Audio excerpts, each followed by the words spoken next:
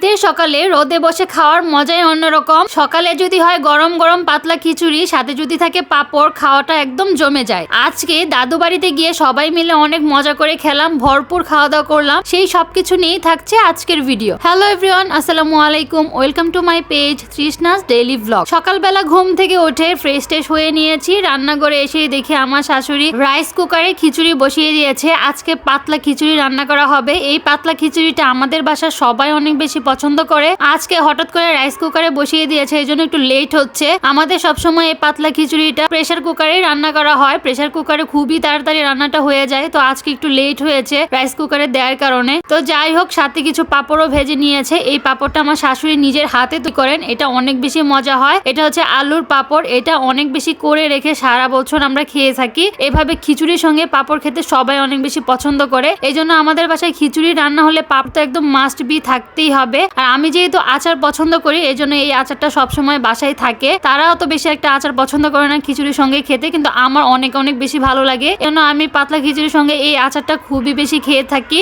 আর সাথে যদি হয় পেঁয়াজ, পাতলা খিচুড়ি, আর সাথে যদি হয় পাঁপড়, সকালে নাস্তাটা একদম জমে গিয়েছে। এরকম শীতের সকালে এরকম গরম গরম খিচুড়ি হলে আর তো কোনো কথাই হবে না নাস্তা নিয়ে। সবাই মিলে অনেক মজা করে আজকে নাস্তাটা করে নিলাম। তারপর নাস্তা করার পরে একটু অনেক সবাই মিলে একটু ছাদে গিয়েছিলাম, গল্প করছিলাম। তো আমার শাশুড়ি আমার আর আমার ননদের জন্য ডিম সেদ্ধ করে রেখেছিল, তো বলছে ওগুলা নিয়ে আসো এন্ড বসে বসে খাও। তো আমি এগুলা নিচে থেকে নিয়ে ছাদে চলে আসলাম এন্ড খাচ্ছিলাম। শীতের সকালে এই রোদটা না অনেক অনেক বেশি মজা লাগে, খুব বেশি ভালো লাগে। আর ছাদে সবাই মিলে বসে গল্প করতে তো আরো বেশি ভালো লাগে। তো সবাই মিলে গল্প করছিলাম এন্ড এগুলো খাচ্ছিলাম। তারপরে দুপুর হয়ে গিয়েছে, গোসল টোসল করে নিয়েছি এন্ড আমাদের গ্রামের বাসায় যেতে হবে, কারণ আমার দাদা শ্বশুর ফোন করেছে বাসায় গিয়ে খাওয়ার জন্য। তো আমি, আমার হাজবেন্ড, মানে আমার শ্বশুর, দেবর, আমরা সবাই মিলে চলে যাচ্ছি। তো আমি রেডি হয়ে বের হয়ে গেলাম। আর আমাদের বাসা থেকে একদম মেইন রোড অনেক বেশি কাছে। আর আপনারা সবাই তো জানেন, আর রেগুলারলি আমার ভিডিও দেখেন, তারা সবাই জানেন যে আমাদের বাসা থেকে আমাদের গ্রামের বাসা অনেক অনেক বেশি কাছে, মাত্র 10 থেকে 15 মিনিট লাগে বাইকে করে যেতে। তো আমরা চলে আসলাম, এই যে হচ্ছে আমাদের গ্রামের বাসা। গ্রামে যেহেতু ধান কাটার টাইম এখন, তো ধান কাটা হয়েছে, তো আমাদের খলার মধ্যে অনেক অনেক ধান রেখেছে এগুলো। তো এই তো আমি বাসায় চলে আসলাম, এসে খাওয়া দাওয়া স্টার্ট করে দিলাম। তো এসে দেখি অনেক অনেক মজার মজার রান্না করেছে।